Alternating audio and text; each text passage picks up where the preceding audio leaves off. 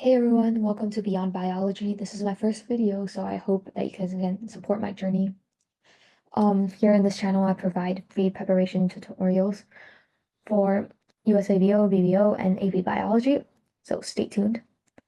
And let's get on with today's topic, chemistry of water. So later on, we're going to look at the properties of water, which is the key point for this video. However, we need to understand this concept of hydrogen bonding first.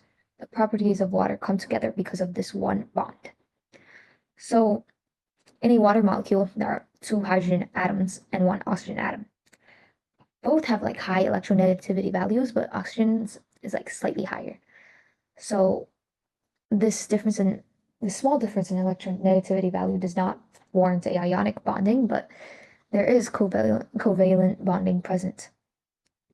However, there is an unequal sharing of electrons, which makes water a polar molecule. So there's a partial negative charge on the oxygen end and a partial positive charge near the hydrogen ends because electrons are more attracted to the oxygen atom. So this causes hydrogen bonding, which is a not intramolecular force. It's a type of dipole-dipole force. Maybe in chemistry you guys learned that. It's not really significant in this video. So yeah, let's look at the first property of water. It's cohesion and adhesion.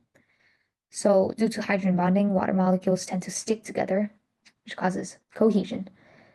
And also due to hydrogen bonding, the water molecules stick to other substances, leading to adhesion. Cohesion and adhesion, they allow many like biological processes and daily life processes to occur, and we'll look into it right now. Okay, so as you can see on the screen, the first picture on the left, that is called capillary action, and it's very important in like plant life. So when water is transported from the root, the xylem in the plant, the water sticks together and doesn't separate because of cohesion, again due to hydrogen bonding, which is pretty strong for a covalent bond. And it is able to climb the xylem because water has adhesion, so it sticks to the sides and it's able to climb up, leading to an upward net water movement.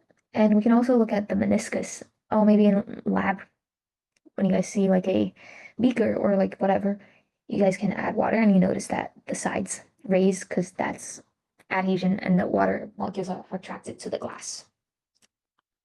Next property of water, surface tension, which is also caused by hydrogen bonding. Since water molecules are hydrogen bonded to each other, but not the surrounding atmosphere of air particles, it is relatively difficult to break through the surface of water.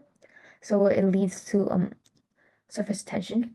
As you guys can see on the picture, the paperclip is floating because, surface tension. So next, or like you can, like the insects on a lake, that's also because of surface tension. They don't break into the water. They're like on top, on the surface, like walking on water. Let's look at the next property, specific heat and temperature. When thermal energy in the form of kinetic energy is introduced, water molecules begin to move and increase in temperature. But in order for this to happen, the hydrogen bonds between water molecules must be broken. And hydrogen bonds are relatively strong, so it requires a lot of thermal energy for this to happen and let the hydrogen bonds to break. So this leads to high specific heat for water. As you guys can see on the screen, compared to many other substances, water has a relatively high specific heat. Yeah. And this is the reason why oceans and other large bodies of water, there are temperature buffers, and it helps regulate heat on Earth. Similarly, we're going to look at the next property of water, which is evaporative cooling. Water, for the same reason it has a high specific heat, requires a large amount of thermal energy in order to evaporate. This again is due to hydrogen bonds between water molecules needing to break before water molecules can separate and evaporate. This is called evaporative cooling, where vaporization of water leads to overcooling of greater body of water. And this further enhances water's role as a temperature buffer, being able to cool down lakes, oceans, while even when the sun is beating down on the Earth's surface.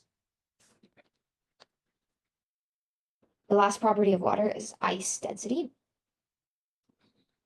So ice is less dense than liquid water. At any moment, there are like many chains of water molecules, hydrogen bonded it together, however, not to their neighbors. This allows water molecules to slip between each other when in liquid form. However, when the temperature decreases and water molecules lose thermal energy and begin to slow down, more and more hydrogen bonds are able to form. This forms a crystal lattice. And in this case, there is no slippage of water molecules between each other, so every water molecule is positioned equidistantly from the next. This decreases the density, so therefore ice floats on water. And this phenomenon is very important. This is the reason um, glaciers or icebergs, which serve as habitats for many animals and organisms, this property allows them to float. Yeah, so that's it. Those are the properties of water and hydrogen bonding explained. Hope you guys learned a lot from this video. And if you guys would like to access a study guide for this video, you guys can go to a link I'll put in the bio. It's completely free.